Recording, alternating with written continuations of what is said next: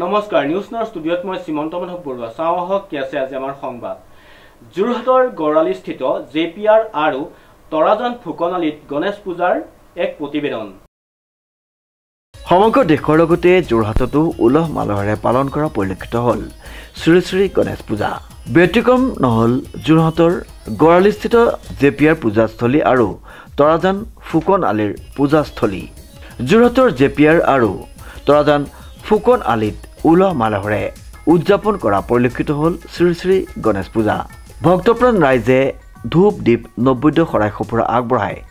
শ্ৰী শ্ৰী গণেশৰ শ্ৰীচৰণত আশীৰ্বাদ গ্ৰহণ কৰি সকলোৰে মংগল কামনা কৰা পৰিলক্ষিত হ'ল মই পোনপ্ৰথমে জেপিআৰ শ্ৰী শ্ৰী গণেশ উৎসৱ সমিতিৰ তৰফৰ পৰা যোৰহাটবাসী তথা অসমবাসীক মই আন্তৰিক অভিনন্দন জ্ঞাপন কৰিছোঁ আৰু এই মঞ্চ আজি 2006 চনৰ পৰা আমি এই মঞ্চত পূজা আৰম্ভ কৰিছিলোঁ আমি কেইজনমান ব্যক্তি এটা চিন্তাৰে আমি যোৰহাটত প্ৰথমবাৰৰ বাবে গণেশ পূজা আৰম্ভ কৰি আজি আমাৰ 20 বছৰ সম্পূৰ্ণ হৈছে আৰু আমি ভাবোঁ আগলৈ এনেদৰে এই পূজাভাগি আমি অনুষ্ঠিত কৰি যাম আৰু এই পূজাৰ দ্বাৰাই যোৰহাট তথা অসমবাসী সকলো যাতে শান্তি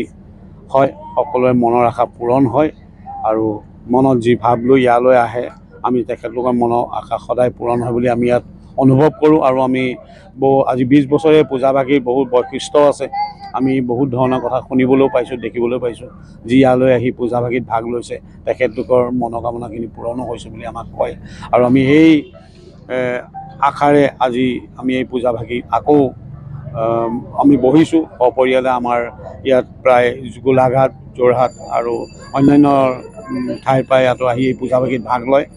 আৰু আমি ভাবোঁ যোৰহাটবাসীও আহি এই কেইদিন প্ৰগ্ৰেম যি আজিৰ পৰা আৰম্ভ হৈছে প্ৰায় 30 তাৰিখলৈকে থাকিব 30 তাৰিখে আমাৰ বিসৰ্জন আৰু প্ৰত্যেক দিনাই পুৱা 8 বজাত আমাৰ পূজা আৰম্ভ হ'ব 11 বজাত আৰতি হ'ব আৰু সন্ধিয়া 6:30 বজাত আৰতি হ'ব এনে 4 দিন আমাৰ 3 দিন চলিব আৰু শেষৰ দিনা 30 তাৰিখে আমাৰ পুৱাবেলা পূজা আৰম্ভ হোৱাৰ পিছতে 2টা বজাত পূৰ্ণ আহুতিৰ যজ্ঞ আৰম্ভ হ'ব আৰু মই সকলো যোৰহাটবাসীক এই যজ্ঞলৈ নিমন্ত্ৰণ জনাইছোঁ যাতে তেখেতলোকে এই কেইদিনত পূজাত যদি ভাগ ল'ব নোৱাৰে এই পূৰ্ণ আহুতিৰ দিনা আহি যদি তেখেতলোকে ইয়াত এই যজ্ঞত ভাগ লয় তেখেতলোকৰ মনোকামনা পূৰণ হ'ব বুলি মই ভাবোঁ ধন্যবাদ सभी के घर में मंगल करें